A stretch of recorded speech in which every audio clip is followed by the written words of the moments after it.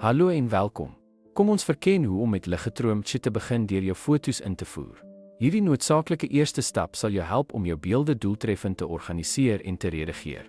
Lightroom bied verskeie opsies om jou invoerproses glad en vaartbelyn te maak.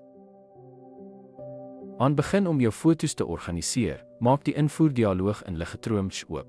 Kies jou fotobron soos 'n kamera, kaartleser of 'n leergids op jou rekenaar. Kies spesifieke layers of hele gidse om in te voer. Jy kan selfs pas instellings soos sleutelwoorde of metadata tydens hierdie stap toekomstige soektogte 'n briesie maak. Ligkamers bied buigsaamheid deur toelaat invoere vanaf verskeie toestelle. Of dit nou 'n gekoppelde kamera, geheuekaart of wolkberging soos google foto's, jy is gedek. Besluit hoe jy jou foto's wil hanteer.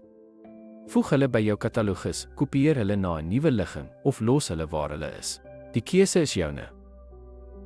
Versnel jou redigeringsproses deur ontwikkelvoorinstellings tydens invoer toe te pas.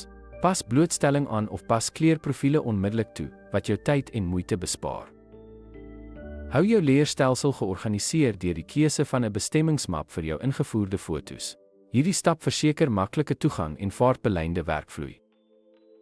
Ten slotte, die organisering van jou foto's tydens invoer in Lightroom verbeter jou redigering en katalogiseringservaring, wat die proses beide doeltreffend en effektief maak.